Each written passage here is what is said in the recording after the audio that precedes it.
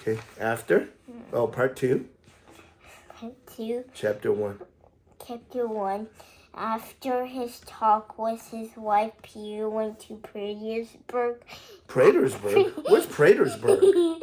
Petersburg at the Tours Hawk. Tours Not Toy Story. Tours Hawk. Tours Hawk posting station. There were no horses, or else the postmaster did not want to give them to him. Peter had to was out in the dressing room undressing. He lay down on his leather sofa in front of the round table, put his big feet on the warm boots on the table, and lapsed into thought. Would you like to have the suitcases and brought in? Would you like to have the bed made or tea served as the valet? His valet. Good job. Peter did not reply because he heard and saw nothing. He had lapsed into thought at the previous station went on thinking about the same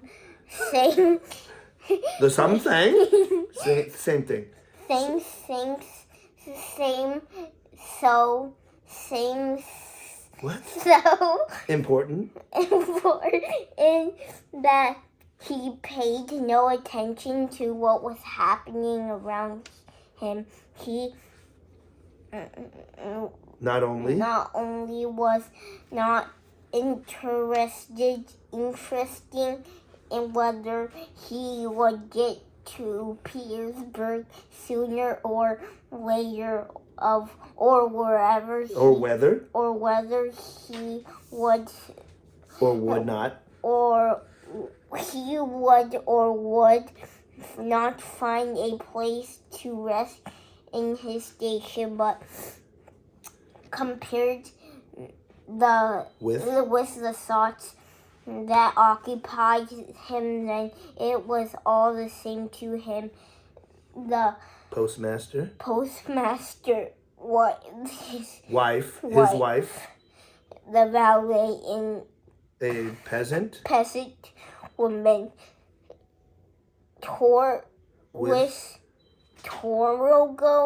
It's the same word. Look, Torzak embraced. Embroidery kept coming into the room, offering their service. Peter not charging the changing the position of his raised legs, looked at them, thought his spectacles was understanding what they could possibly want, or how they could possibly live with the same without resolving the questions that occupied him. And he had been occupied after the duel and spent the first tormenting sleepless nights out in the solitude of the journey. Solitude means alone. Journey. They came over him with particular force. Whatever he started thinking about, he came back to the same question which he would not resolve and could not stop asking himself.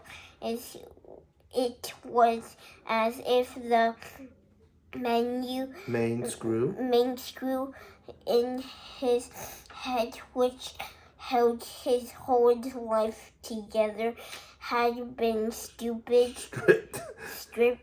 The screw would not go in, would not come out, but turned in the same groove without catching hold, and it was impossible to stop turning it. The postmaster? The postmaster came in and humbly began asking His Excellency to wait only 2 little hours, after which he would give his extra money from the traveler. Is that bad? Is that bad, or is it good? Peter asked himself. For me, is good. For some other traveler, it would be bad, and for the postmaster, it's invincible. It's inevitable. Inevitable because he has nothing to eat. He saved. An officer gave him a thrashing. That means he beat him up, okay? On account of that. Good job. So, who is Pierre? Pierre is the guy that. Pierre. Doesn't he sound like a nice guy? Yeah. Where's his name? Pierre. Pierre did not reply, right? Mm-hmm. So which Pierre is this? There's only one Pierre. What's his last name? Betukov. Yeah, and is he poor, or did he inherit a lot of money from the Count? Inherited a lot of money from the Count. Count Betukov, right? And where's the vast majority of his wealth? Where is most of his property in? What city? Starts with a P.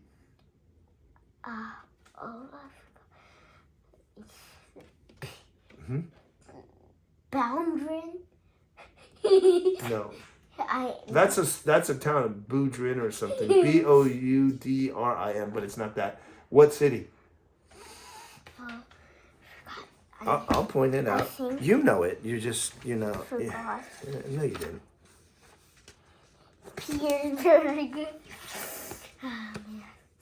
It should be, instead of, because he owns a lot of the city, instead of Petersburg, it should be called Pierresburg. Okay, go tell JJ we're going to take you back, okay?